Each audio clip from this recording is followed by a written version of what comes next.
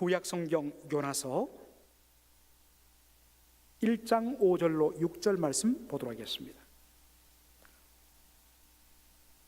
두 구절 우리 한 목소리로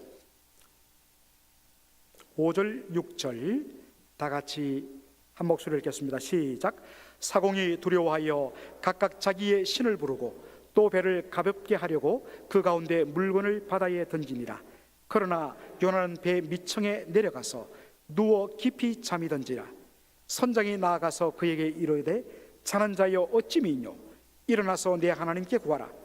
혹시 하나님이 우리를 생각하사 망하지 않게 하시리라 하니라. 아멘. 오늘 저는 성경에 있는 내용 그대로를 따서 자는 자여 어찌 있뇨? 지금 깨어나야 할 때인데 어찌 잠을 자느냐 하는 내용으로 말씀을 전하겠습니다. 지난 시간에 여러분들이 살펴봤는 대로 여호와의 낯을 피하여 하나님의 임재를 거부하고 불순종하고 하나님의 보내시는 그 사명을 저버리고 다시스로 도망하기 위해서 욥바로 내려왔던 요나의 모습을 살폈습니다. 내려갔더니만 때마침 다시스로 떠나는 배가 바로 출발 직전이었습니다. 그래서 정말 급하게 뱃삭을 주고 배에 올라탔습니다. 이제 모든 것이 끝난 줄 알았습니다. 그런데 이게 웬일입니까? 하나님의 축복이 시작되었습니다. 배가 바다 한가운데 나갔을 때 하나님께서 일으키신 큰 풍랑이 그 배를 덮쳤습니다. 배가 이제 곧 깨어지기 직전이었습니다. 자, 그러니까 오늘 본문 말씀 요나서 1장 5절에 보니까 뱃사람들이, 여기 사공이란 것은 옛날에 우리 이렇게 노를 젓던 그 뱃사공 그런 개념보다는 선원들을 말하죠. 세일러맨. 사공들이 두려워해서 각기 자기의 신을 부르고, 사람들의 이 본성 아니겠습니까? 사람들은 사실 하나님의 형상으로 지원받았기 때문에 사람들은 날 때부터 그 심령 속에 종교성이 새겨져 있습니다. 그런데 이것이 타락함으로 말미암아 성경에 계시던 살아계신 유일하신 참 하나님을 찾는 것이 아니라 마음에 종교성이 있는데 이것을 채우기 위해서 자기들 스스로 만드는 가짜 거짓 우상신들을 만드는 것이 인생들입니다. 어쨌든 간 심지어는 무신론자 하더라도 사람이 위기를 만났을 때에는 그 마음속에 있는 종교성이 발동해서 바로 살려달라고 그렇게 외치는, 이것이 사람들의 보통 인지상정이죠. 그들이 각자 믿고 있는 신을 향해서 살려달라고 부르짖었습니다. 동시에 정말 그들이 배 한가득 실었던, 특별히 그 당시에 이 욥바항에서 다시스로 가는 배, 지중해를 가로지르는 무역선입니다. 그러니까 그 속에는 온갖 곡식과 그리고 금은 보화들 갖가지 물건들이 가득 실렸을 것입니다. 사소한 것 하나도 아까워서 덜덜덜 떠는 인생이 자신의 목숨보다 그것이 더 귀하지 않으니까 살기 위해서 배에 있는 모든 물건들을 다 집어 던지기 시작합니다. 아무리 부르짖고 아무리 물건을 집어 던져도 풍랑이 멈추질 않습니다. 그때 선장이 배 아래로 내려갑니다. 아마도 혹시라도 배 밑에 뭔가 무거운 물건들, 좀 버려버릴 물건이 없나 싶어서 배 밑으로 내려갔는데 거기서 누구를 발견합니까? 바로 배 밑 깊은 곳에 내려가서 잠을 자고 있는 요나를 발견하게 됩니다. 모두 다 살려고 발부둥 치는데 요나만 태평하게 잠을 자고 있습니다. 사랑하는 성도 여러분, 사실 이 풍랑이 누구 때문입니까? 요나 때문이지 않습니까? 요나 그 한 사람 때문에 지금 풍랑이 일어났고 배가 깨어지기 직전이고 모든 사람이 지금 사망의 음침한 골짜기에서 헤매고 있는 것 아니겠습니까? 그렇다면 가장 먼저 깨어서 부르짖고 회개하고 기도해야 할 사람은 요나인데 정작 요나는 배 밑은 밑층으로 내려가서 깊이 잠들어 있습니다. 그래서 요나서 1장 6절에 선장이 뭐라고 이야기합니까? 1장 6절 한번 보시기 바랍니다. 선장이 나아가서 그에게 이르되 자는 자여 어찌 미뇨? 오늘 설교 제목입니다. 자는 자여 어찌 믿뇨? 일어나서 너의 하나님께 구하라. 혹시 네가 믿는 신이 우리를 생각하사 망하지 않게 하실지 누구 아느냐? 한번 부르짖어 봐라. 그렇게 야단을 칩니다. 사랑하는 성도 여러분, 자는 자여 어찌 믿뇨?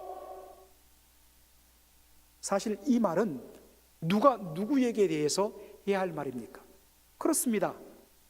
하나님의 사람 선지자 요나가 타락한 세상을 향하여서 그들의 죄악과 그들의 향락에 완전히 쩔어 잠자고 있는, 사망의 잠을 자고 있는 세상을 향하여서 자는 자여 어찌 믿뇨? 일어나 회개하라. 회개하면 하나님께서 살려주실 것이다. 그대로 가면 죽어 오라고 외쳐야 하는 것이 정상입니다. 그런데 반대로 외쳐야 할 하나님의 사람 요나는 풍랑이 치는데도 깊은 배 밑에 들어가서 잠들어 있고, 그 결과 하나님을 알지 못하는 선장으로부터 책망을 받습니다. 그가 뭐라고 이야기합니까? 네 하나님께, 너의 신에게 구하라. 여러분, 얼마나 수치스러운 말입니까? 교회와 성도들이 하나님께서 우리를 구원하시고 우리를 이 땅에 세우신 그 소명, 부르심의 이유와 의미를 망각하고 살 때에 오히려 불신 세상으로부터 조롱받고 책망을 받습니다. 어떤 의미에서 그것이 가장 확연하게 드러난 것이 오늘 이 시대입니다. 신문만 열면, TV만 켜면 쏟아지는 것이 뉴스를 통해서 이제는 공공연히 교회를 조롱합니다. 그런데 슬프게도 교회가 바로 가고 있는데도 교회를 시기 질투해 갖고 무너뜨리려는 그러한 의도가 아니라 나오는 기사마다 정말 부끄러워서 고개를 들지 못할 정도로 세상의 조롱이 오히려 옳은 타락한 세상을 향해서 교회가 오히려 외치고 꾸짖고 야단치고 그들을 위해서 몸부림쳐야 하는데 불구하고 반대로 세상이 불신자가 교회를 향하여, 성도를 향하여 교회가 그러면 되나? 하나님 믿는 사람들이 그러면 되나? 제대로 좀 예수 믿으세요. 오히려 교회를 걱정해 주는 오늘 그런 현실을 우리는 보고 있습니다. 사랑하는 성도 여러분, 물론 교회의, 성도의 존재 목적은, 이 땅에 존재하는 목적은 세상을 변화시키는 데 있지 않습니다.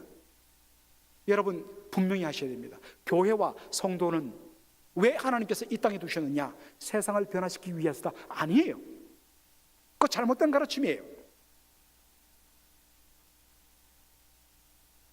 교회는 이 땅에 바로 하나님이 통치하시는 하나님 나라가 임하고 그 하나님 나라를 세상 속에 드러내고 선포하고 확장하는 그 사명을 가지고 세워진 기관이요, 그 교회의 지체인 성도는 바로 우리의 삶의 현장에서 그리스도 예수의 복음을 전하며 우리의 삶을 통해서 하나님의 온전하신 나라, 하나님의 통치가 우리를 통하여 드러나 하나님이 누구시며 진정 하나님 믿는 성도의 삶, 그리고 천국의 모습이 무엇임을 세상에게 보여주기 위하여 존재하는 그런 존재입니다. 따라서 교회가, 성도가 하나님의 뜻대로 살 때 세상으로부터 칭찬을 받아요? 그러지 못할 때가 많습니다. 이유는 뭐냐? 세상 나라의 가치관과 하나님 나라의 가치관이 다르기 때문입니다. 그것이 충돌할 때 세상은 교회를 미워하고 성도들을 핍박합니다. 요즘에서 우리가 계속해서 사도행전 묵상하고 있는데, 사도행전 14장 22절에 비시디아 안디옥에서 막 이제 예수 믿었던, 우리 지난 주일날 사도 바울이 갑작스럽게 병이 들어서 그가 원래 계획했던 버가의 선교를 포기하고 타우루스 산맥을 넘어서 터키 중앙 지역에 있는 갈라디아의 중심 도시인 비시디아 안디옥 가서 복음을 전한 것을 봤습니다. 이제 막 예수 믿고 구원받고 그리고 그 옆 동네 갈라디아로 계속 나가서 복음을 전하고 성도들에게 가르친 말씀이 무엇입니까? 갈라디아서 14장 22절에 우리가 하나님 나라에 들어가려면 많은 환난을 겪어야 할 것이라. 여러분, 제가 새벽에도 말씀드렸습니다만 이 말씀을 누구에게 했다고요? 이제 막 예수 믿고 한 주, 두 주도 안 된 영적으로 갓난쟁이 성도들에게 이야기를 했다는 것입니다. 누가 예수를 믿겠습니까? 예수 믿고 축복받는다, 예수 믿으면 만사 형통이다, 이거 해도 믿을까 말까인데 너희들이 구원받은 하나님의 백성으로서 하나님 나라에 들어가기 위해서 하나님 나라 백성의 합당한 자로 인정받기 위해서 반드시 필수고수가 뭐냐? 환난을 받는 것이다. 여러분, 초대교회는 타협 없이 그렇게 가르쳤습니다.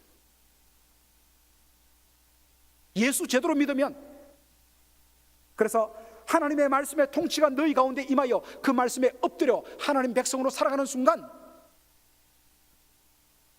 너희들의 구별된 삶으로 말미암아 세상의 불의가 너희들의 빛의 삶을 통해서 드러나므로 세상이 견딜 수 없어 너희들을 핍박할 것이다. 그런 의미의 환난입니다.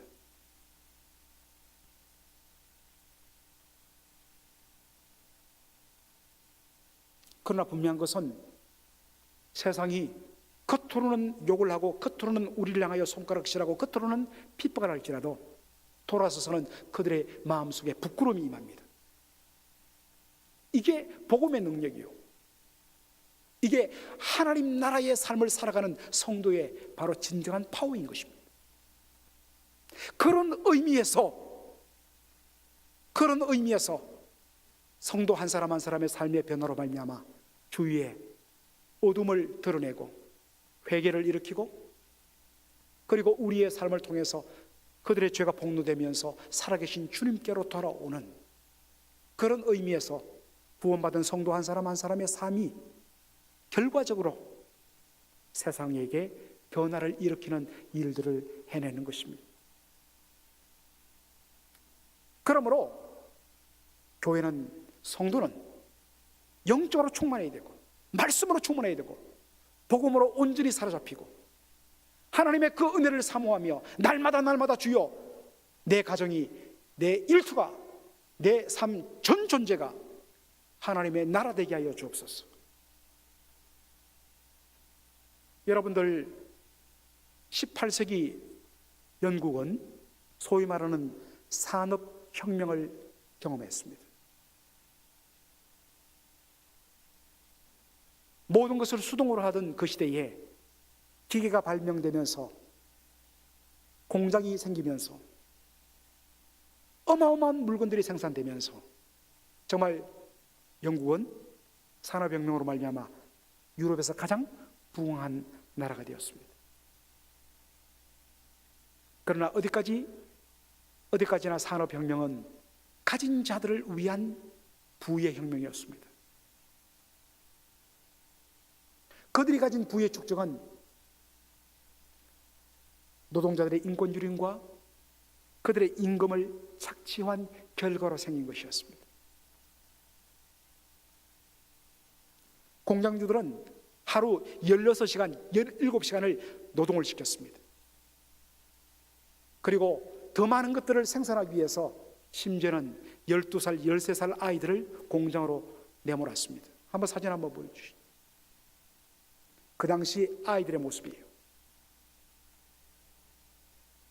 지금 이제 중학교 1학년, 2학년짜들이 저렇게 그 당시에 산업혁명을 일으키기 위해서 석탄이 필요했기 때문에 저렇게 석탄 채굴 현장에 아이들이 11살, 12살, 10살짜리 아이들이 저렇게 일을 하고 노동에 착취를 당했습니다.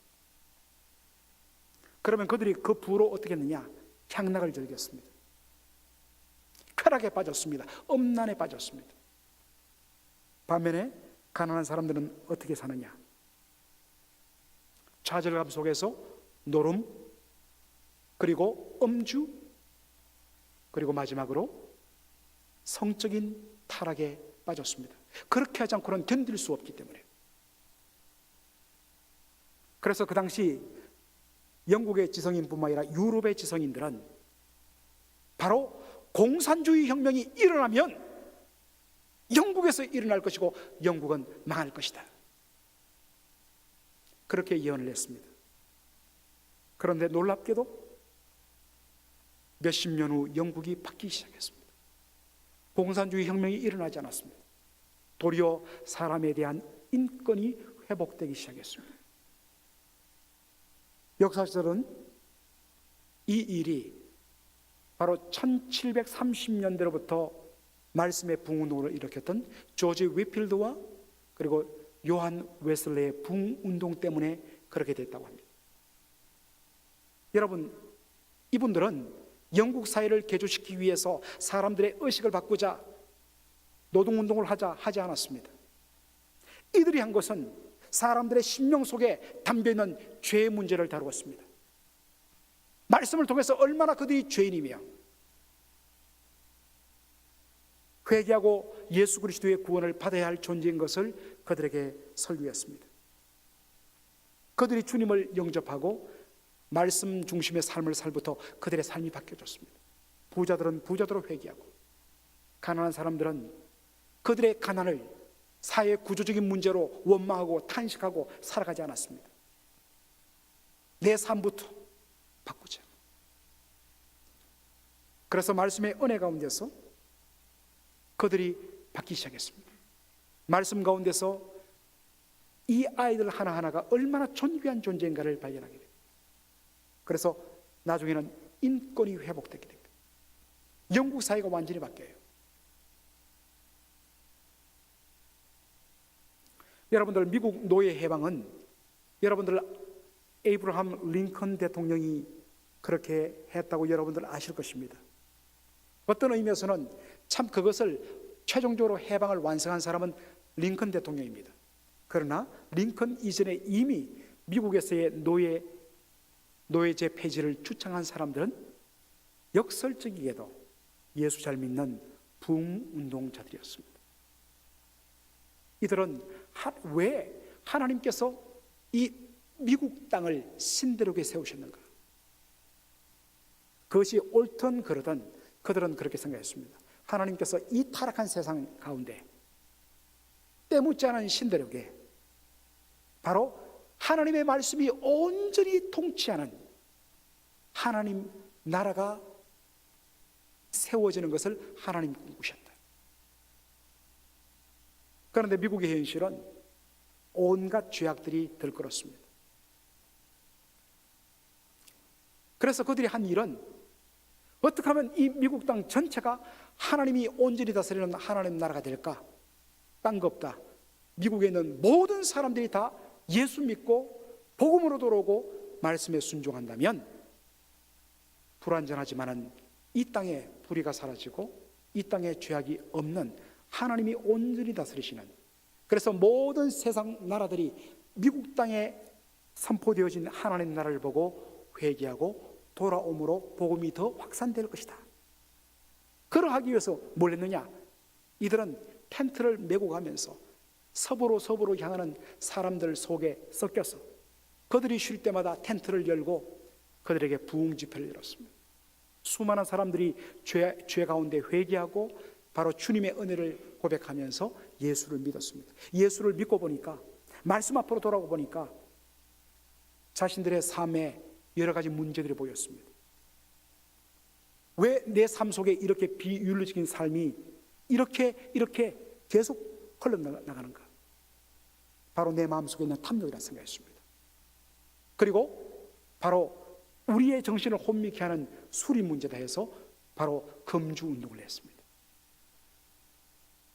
그리고 구원받고 은혜 가운데 눈이 열리고 보니까 하나님께서 모든 이 땅에 존재하는 인간들을 하나님의 형상으로 지었는데 어찌하여서 색깔에 따라서 사람들을 노예로 쓰시는가? 그 근본 뿌리가 뭐냐? 바로 하나님보다 돈을 우상시하는 맘모니즘이다. 그래서 이 사람들이 본격적으로 주창했던 것이 노예 폐지 운동이었습니다. 사랑하는 성도 여러분, 교회와 성도의 삶은 바로 말씀과 기도 가운데 끼어서 신령한 삶을 살도록, 그래서 우리의 삶을 통해서 하나님의 나라가 선포되도록 주께서 부르셨습니다. 교회가, 성도가 빛과 소금의 그 능력을 회복할 때에 세상의 부패가 방지되고 세상의 어두움이 드러나면서 치유가 일어나게 됩니다. 사랑하는 성도 여러분, 이 시간 여러분들을 한번 돌아보십시오.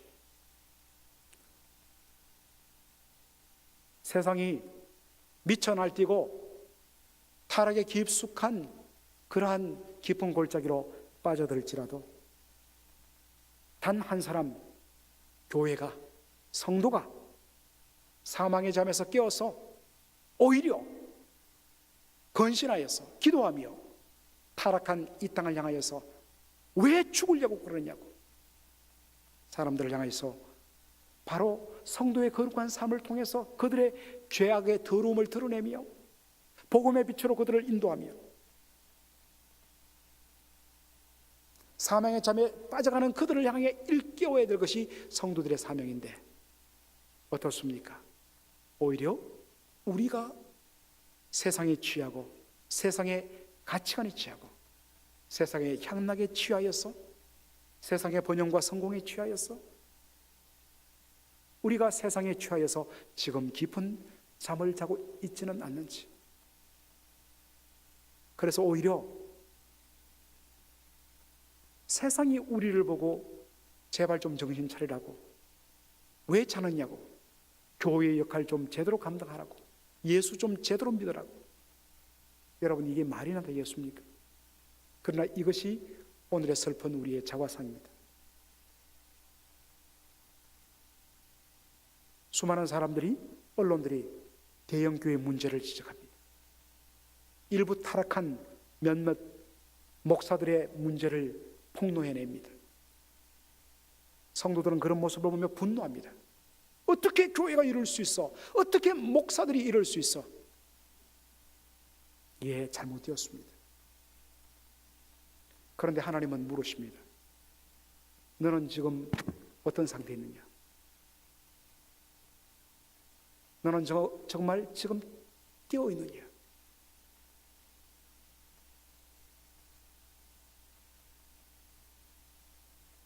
하나님께서 그 옛날 예레미야에게 이야기하십니다.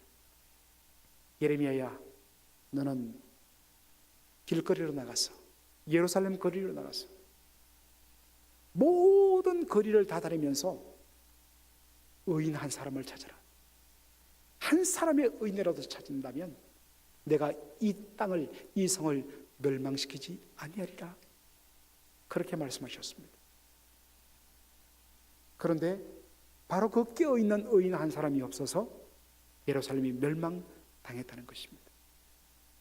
하나님 말씀하십니다만 모든 것이 다 잠들었다 할지라도 너만이라도 깨어있어라.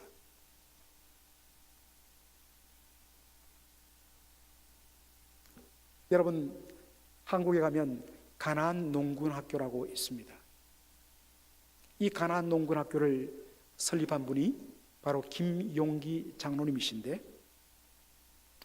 사진 한번 보여주시겠습니까? 이분이 평생 사계절 내내 북한의 인민복 같은 작업복 하나를 입고 정말 평생을 사신 분입니다. 저분이 매일 새벽 뒷동산에 올라가서 이렇게 기도했다고 하죠. 조국이여 안심하라. 조국이여 안심하라. 내가 기도하고 있노라. 너무 교만한 말이 아닌가. 지가 뭔데? 여러분, 저분 교만하려고 그 이야기 한 것 아닙니다. 바로 한 사람의 의인이 껴있으면 하나님께서 살려주시겠다는 그 약속의 말씀을 붙들고서 세상이 다 타락하고 세상이 다 잠들었다고 낙심하고 끝났다고 탄식만 할 것이 아니라 그 순간에 내가 먼저 깨어있고 죽어가는 영혼들을 향해서 사망의 잠에서 깨어나라고, 그렇게 하는 사명이 바로 예수 믿는 사람들의 사명이다. 그 일을 위해서 이분이 시작한 것이 가나안 농군학교였습니다. 사랑하는 성도 여러분, 자는 자여 어찌 미겨. 정말 이 말씀 앞에서 우리가 다시 한 번 더 눈을 번쩍 떠야 합니다. 세상이 그러니까, 다른 사람들도 그렇게 사니까 나도 어쩔 수 없었다고 그렇게 말해서는 안 됩니다. 세상의 시류를 거슬려서 그럴수록 더 두 눈으로 부릅뜨고 주님 앞에 끼어 사는 저와 여러분 되기를 주의 이름으로 축원합니다. 아멘. 기도하겠습니다.